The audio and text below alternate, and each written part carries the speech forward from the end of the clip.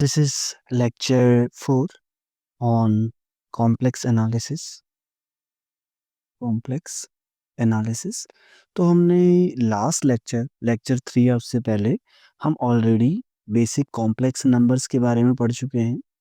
Complex numbers और complex number से related कि हम कैसे उन्हें ऐड करते हैं, सब्ट्रैक्शन कैसे, मॉडुलस कंप्यूट करते हैं या पोलर फॉर्म कैसे कंप्यूट करते हैं।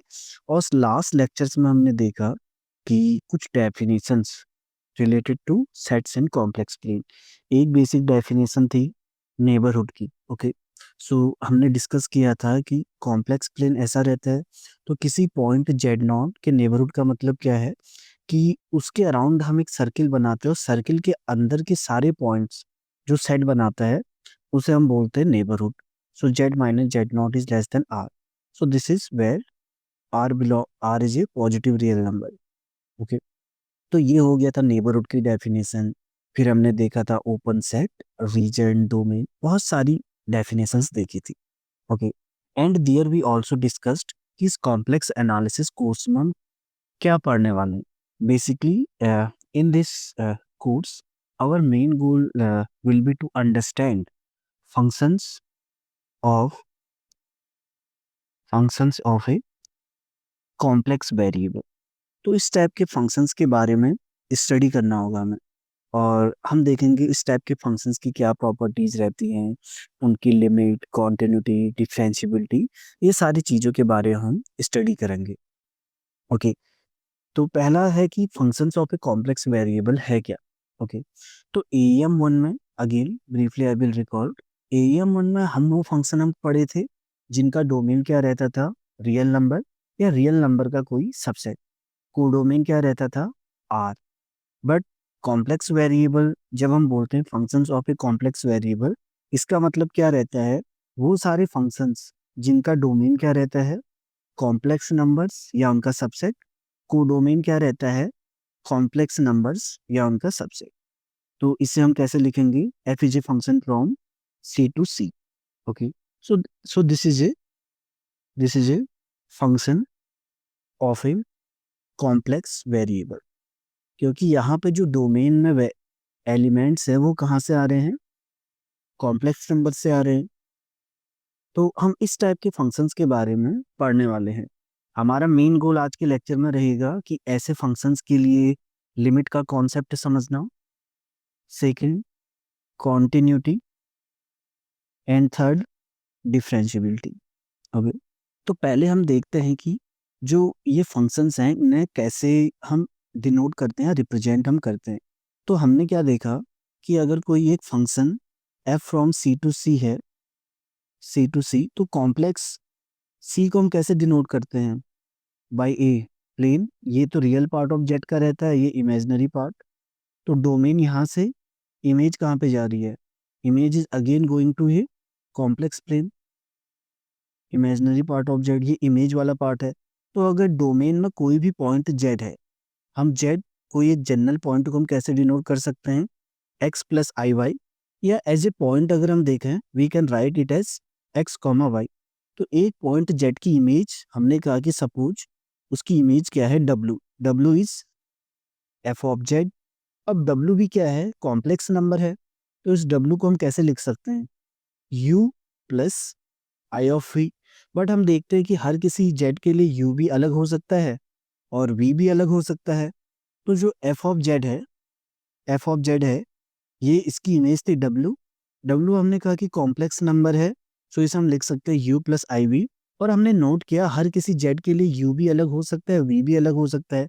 तो इसे हम कैसे लिख सकते हैं, वी से U is a function of Z plus iota V is a function of Z. But उस जेड को भी हम कई बार हम कैसे लिख सकते हैं, एक्स कॉमा वाई।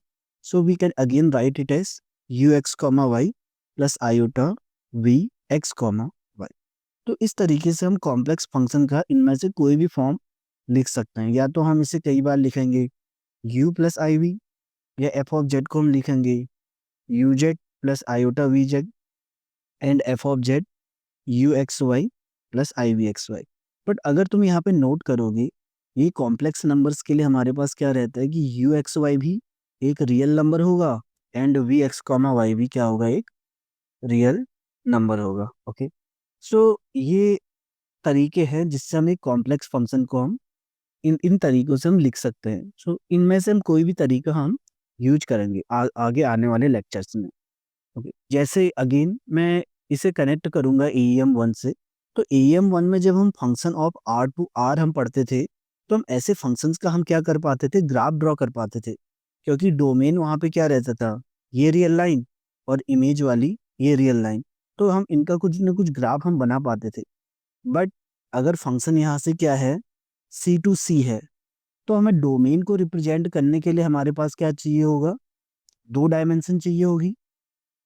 और इमेज वाला जो पार्ट है, इमेज ऑफ एफ, इसको भी रिप्रेजेंट करने के लिए हमें दो डा- दो डायमेंशंस की जरूरत पड़ेगी। तो ओवरऑल अगर हम इस फंक्शन का ग्राफ बनाना चाहते हैं तो हमें कितने डायमेंशन चाहिए होंगे, four dimension. And so because of it we are unable to draw the graph of a function of a complex variable in a sheet. मतलब एक ही जगह पे हम इस फंक्शन का हमें ग्राफ बनाना क्या है, इम्पॉसिबल और बहुत डिफिकल्ट तुम कह सकते हो। ओके, तो इसका ग्राफ ड्रॉ करने के लिए हम क्या करते हैं, अगर हमें इसका ग्राफ देखना है तो हम एक साइड हम डोमेन बनाते हैं, एक साइड हम इमेज पार्ट देखते हैं, और हम चेक करते हैं कि अगर डोमेन में सपोज ये लाइन है, ये फंक्शन इस लाइन को कहाँ पे भेजता है। ओके, हो सकता है कि वो इसे यहाँ पे भेजे या कोई और लाइन पे। तो इस तरीके से हम graph of a complex function देखते हैं। तो ये तो कॉन्सेप्ट हो गया ग्राफ का। सो नेक्स्ट जो हम पढ़ने वाले हैं, वो हम देखेंगे कि लिमिट कैसे कंप्यूट करते हैं।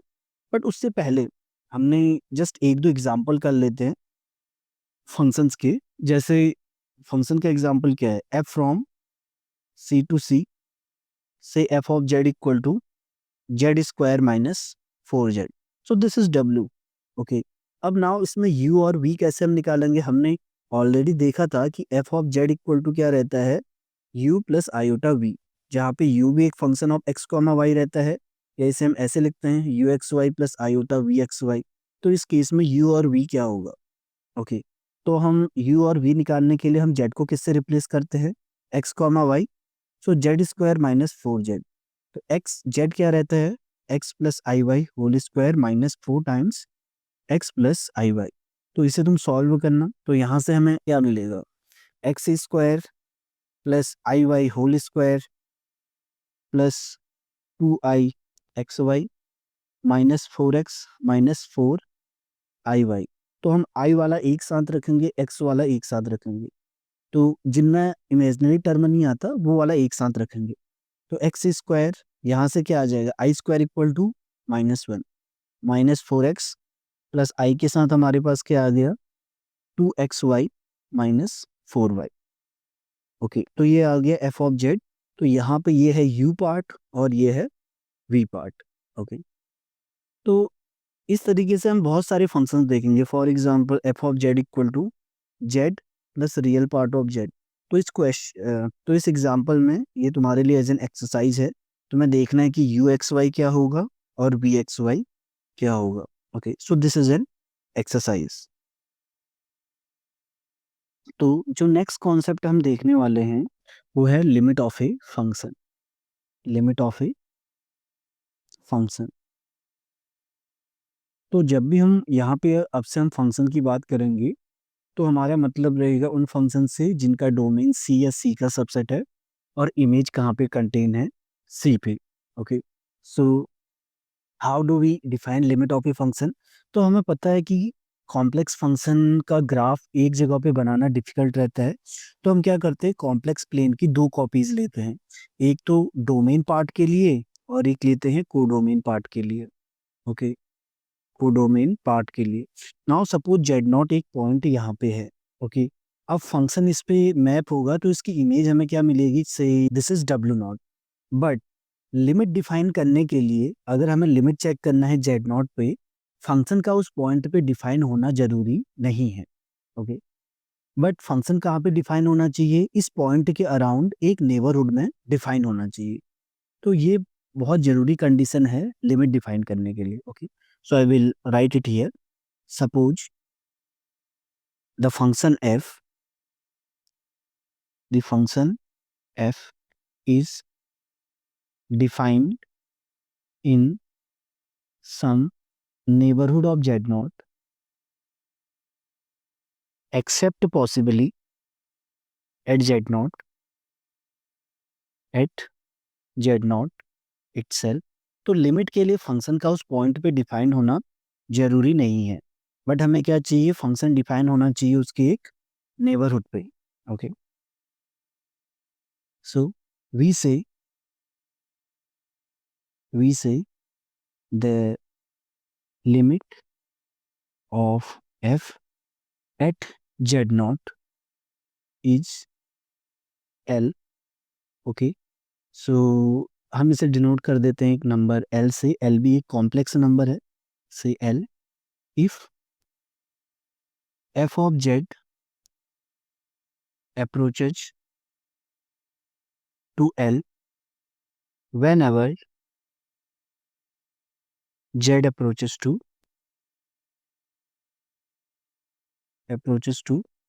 z naught। तो हम इसे एक बार समझ लेते हैं। तो हमने लिमिट के लिए हमने क्या कहा कि फंक्शन का उस पॉइंट पे डिफाइन होना जरूरी नहीं है, बट इसके नेबरहुड के हर पॉइंट पे क्या है, फंक्शन डिफाइन है। अब अगर डिफाइन है तो वो यहाँ पर भी कॉम्प्लेक्स प्लेन पे उसकी कुछ इमेज आ रही होगी।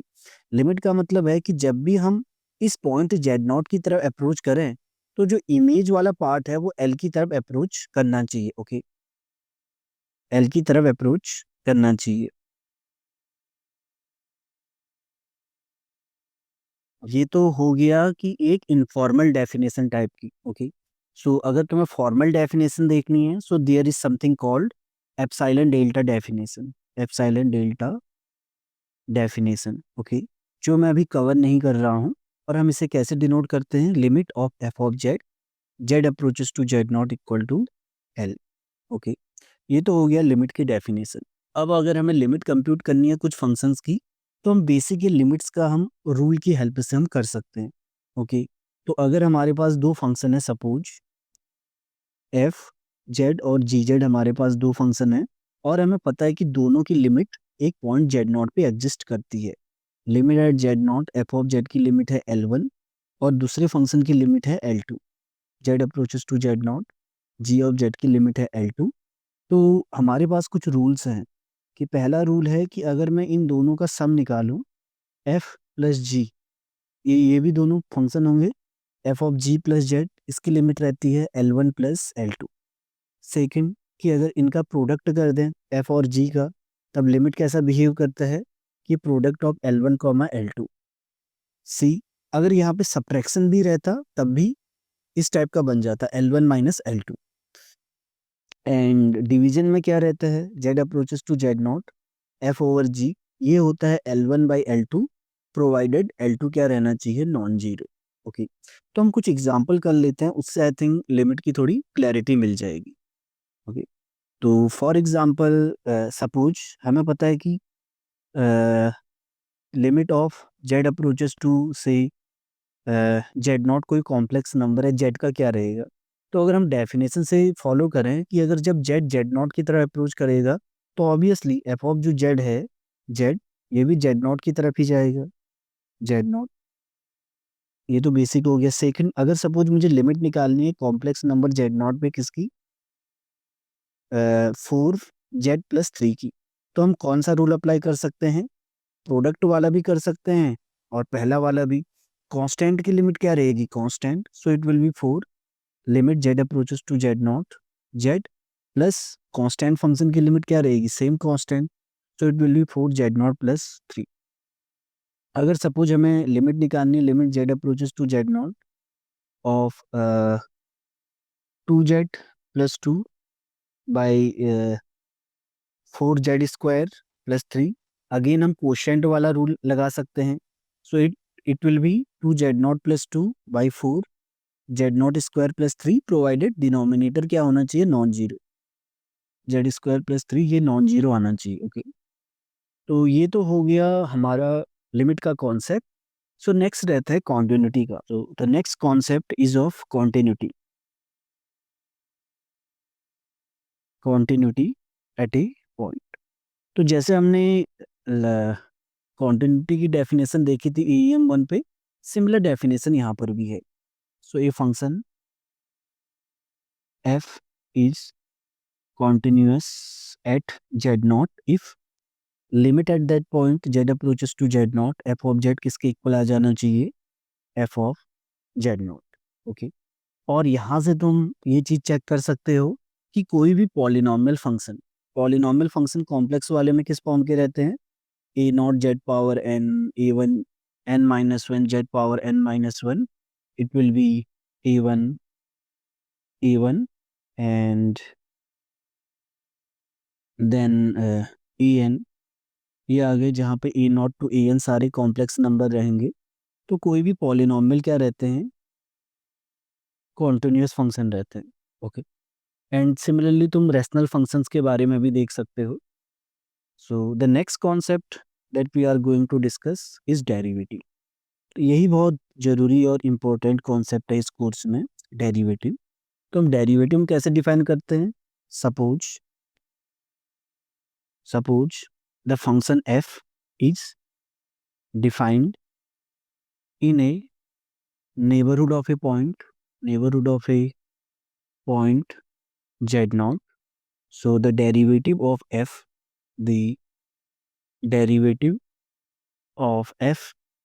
at z0 is, कैसे हम डिनोट करते हैं, f dash z0, और हम कंप्यूट कैसे करेंगे, limit delta z approaches to 0, f of z0 plus delta z minus f of z0 by delta z, provided the limit exists, the limit exists।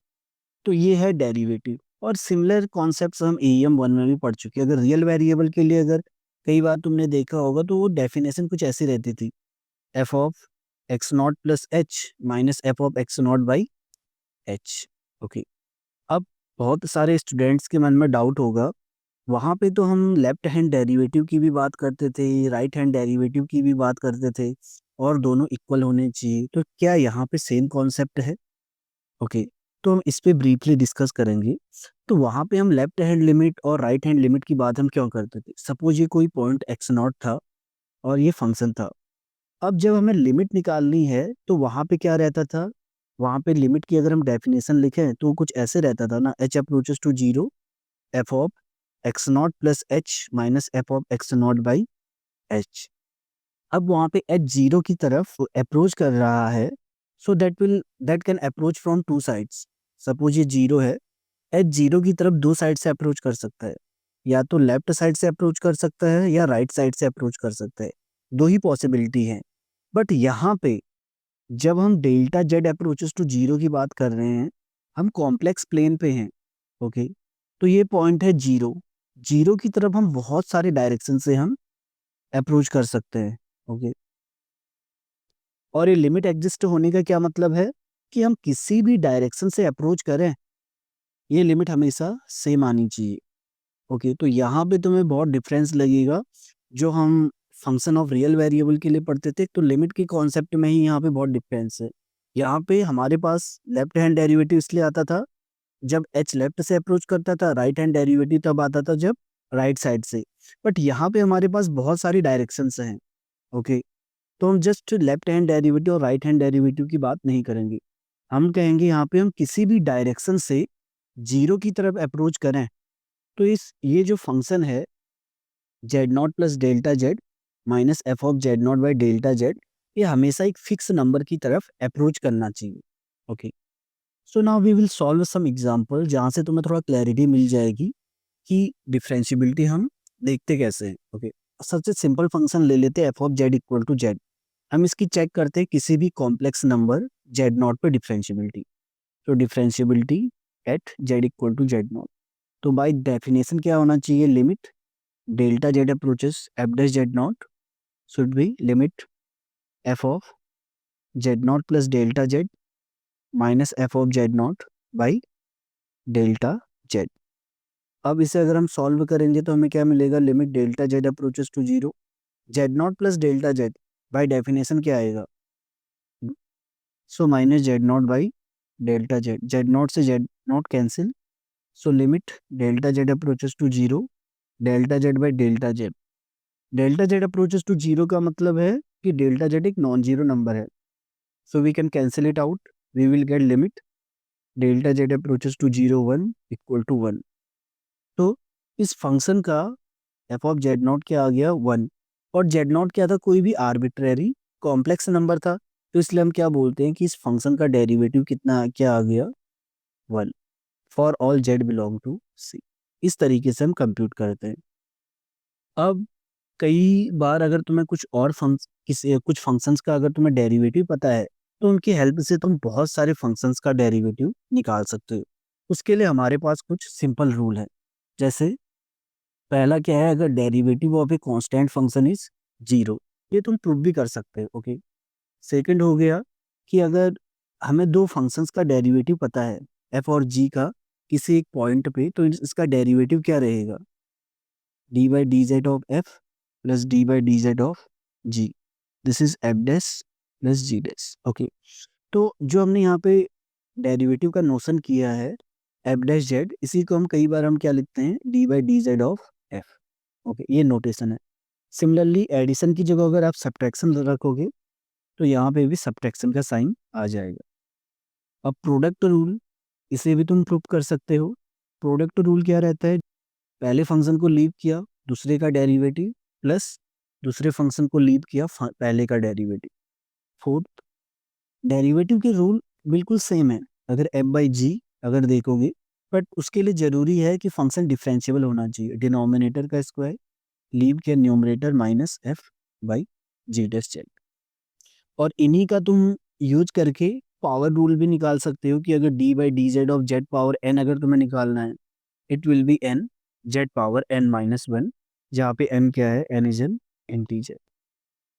और एक रूल और पता होगा तुम्हें बेसिक डेरिवेटिव से, कि कंपोजिशन ऑफ टू फंक्शंस, इसका क्या रहता है, फर्स्ट फंक्शन का derivative times g dash z, okay.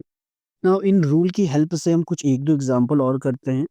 Now suppose f of z है three z power four, five z cube plus two Z.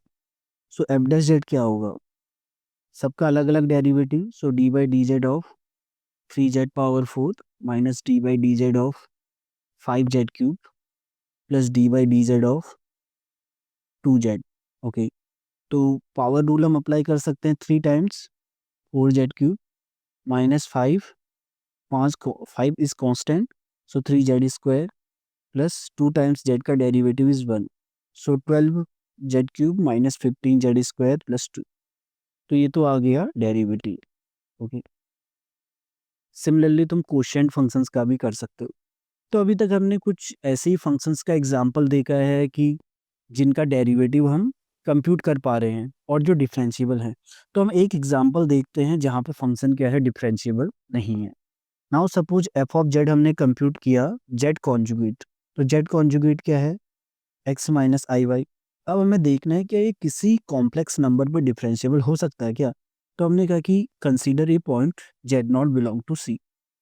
हमने कोई भी कॉम्प्लेक्स नंबर ले लिया, अब हमने क्या चेक करना है कि इसकी लिमिट ये डिफरेंशिएबल है या नहीं है। सो एफ डैश जेड नॉट हम कैसे कंप्यूट करते हैं, उसके लिए ये लिमिट एग्जिस्ट करनी चाहिए ना इस फंक्शन की, F of Z not plus delta Z minus F of Z not by delta Z.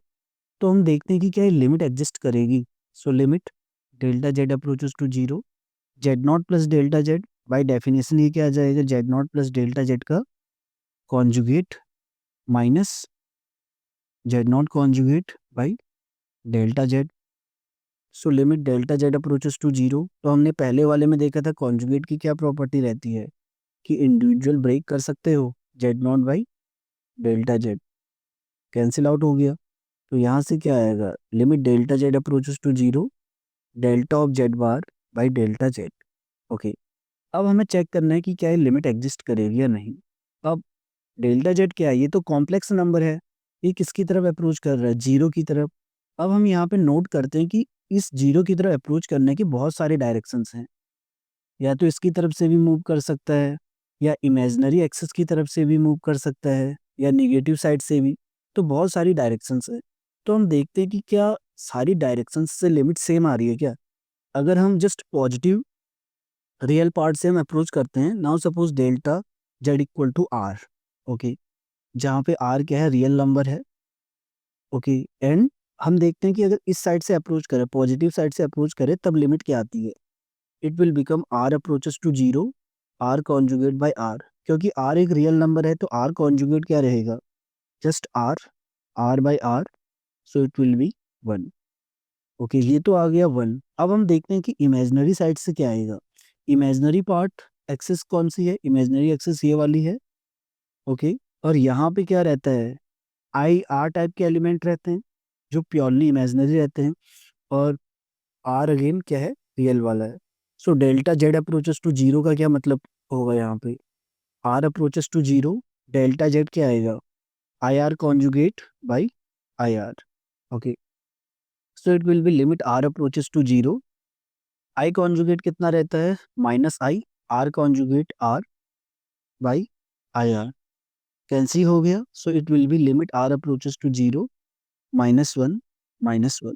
तो हम क्या देखते हैं कि अगर दो डिफरेंस डायरेक्शन से हम मूव करते हैं तो लिमिट क्या आ रही है, अलग अलग आ रही है, बट लिमिट एग्जिस्ट करने का रूल ये है, हम किसी भी डायरेक्शन से मूव करें, लिमिट हमेशा क्या आनी चाहिए, सेम। तो इसलिए ये लिमिट क्या हो रही है, doesn't exist, so this limit doesn't exist. और डिफरेंशियबिलिटी के लिए क्या कंडीशन थी, कि किसी पॉइंट पे डिफरेंशियबल होगा यदि उस पॉइंट पे लिमिट क्या करे, एग्जिस्ट करे। तो यहाँ से हमें पता चलता है कि ये function z bar, this is no way differentiable, क्योंकि जेड नॉट कोई भी आर्बिट्ररी कॉम्प्लेक्स नंबर था, और हमने चेक किया कि किसी भी कॉम्प्लेक्स नंबर के लिए ये वाली लिमिट एग्जिस्ट नहीं करती है। So this function is no way differentiable, is no way differentiable. तो ऐसे फंक्शंस भी तुम्हें कई बार मिलेंगे जो कहीं पर भी डिफरेंशियबल नहीं है, ओके। एक तो अभी हमने डिस्कस कर लिया था differentiability eight a point. So now next we will define when do we say a function is differentiable on a set S. Okay.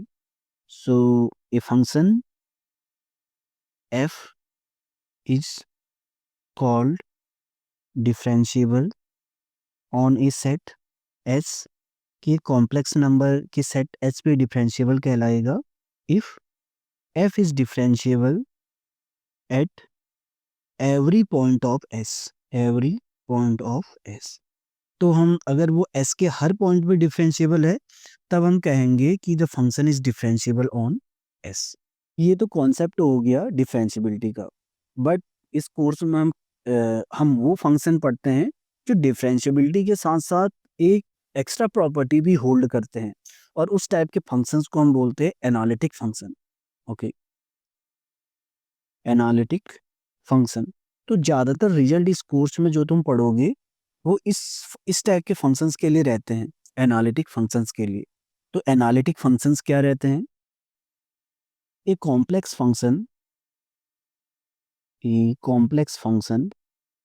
w equal to f z is said to be analytic at a point, is said to be analytic at a point z naught if, पहली condition तो क्या होनी चाहिए, if दो condition होनी चाहिए, पहला f is differentiable eight Z not, वहां पे तो जेड नॉट पे तो डिफरेंशिएबल होना चाहिए। दूसरा, it should be differentiable at every point in some neighbourhood of Z not, f is differentiable at every point in some neighbourhood of Z naught, in some neighbourhood of Z not. तो इसका क्या मतलब है कि अगर हम बोल रहे हैं कि एक कॉम्प्लेक्स फंक्शन किसी पॉइंट जेड नॉट पे एनालिटिक है, तो जेड नॉट पे तो डिफरेंशिएबल होना ही होना चाहिए, बट इस पॉइंट के अराउंड हमारे पास एक सर्किल ऐसा मिलना चाहिए कि फंक्शन क्या हो, इस सर्किल के अंदर हर पॉइंट पे डिफरेंशिएबल हो, तभी हम क्या कहेंगे, एनालिटिक। तो ये तो हो गया एनालिटिक फंक्शन। अब तुम्हें एक चीज तुम ट्राई करना, ये प्रूव करने का कि जो f of Z equal to mod of z square है, this is differentiable at z equal to 0 and nowhere else, okay। तो ये फंक्शन क्या है, सिर्फ z इक्वल टू 0 पे डिफरेंशिएबल होगा और कहीं पे डिफरेंशिएबल नहीं होगा। तो पहला पार्ट तो है इस क्वेश्चन का कि तुम्हें प्रूव करना है कि z इक्वल टू 0 पे डिफरेंशिएबल होगा। सेकंड, तो क्या एनालिटिक फंक्शन की ये डेफिनेशन सेटिस्फाई करता है, तुम्हें ये चेक करना है। Okay, is f an analytic function, तो तुम्हें चेक करना है कि एनालिटिक फंक्शन है या नहीं। उसके लिए तुम्हें सारी कंडीशंस चेक करनी होंगी। तो मैं सेकंड पार्ट बता देता हूँ, तुम्हें फर्स्ट पार्ट तो खुद प्रूव करना है। एनालिटिक फंक्शन की डेफिनेशन से क्या रहता था कि अगर ये एनालिटिक है, से 0 पे एनालिटिक होने का मतलब 0 पे डिफरेंशिएबल होगा, वो कंडीशन हो रही है। बट सेकंड कंडीशन क्या रहती थी एनालिटिक के लिए कि 0 के अराउंड एक सर्किल मिलना चाहिए जिसके अंदर के हर पॉइंट पे डिफरेंशिएबल होना चाहिए। बट हमें पता है कि ये फंक्शन कहीं और पे डिफरेंशिएबल नहीं है, तो इसलिए ये फंक्शन क्या है, एनालिटिक नहीं है। सो आंसर इसका क्या है, F is not an analytic function, not an analytic function. ये तो हमने 0 के लिए चेक किया, बट तुम प्रूव कर सकते हो किसी भी पॉइंट के लिए कि क्योंकि बाकी पॉइंट पे तो डिफरेंशिएबल है ही नहीं। Okay, so this was about analytic function. और नेक्स्ट टाइम से हम देखते जाएंगे कि बहुत सारे result for analytic function. So एक नेक्स्ट इंपॉर्टेंट डेफिनेशन रहती है that are called entire functions. Entire जैसे वर्ड से ही क्लियर है कि ये क्या होना चाहिए, ये पूरे कॉम्प्लेक्स प्लेन पे ही एनालिटिक होना चाहिए। Okay, so a function f is called an entire function, is called an entire function if f is analytic on C.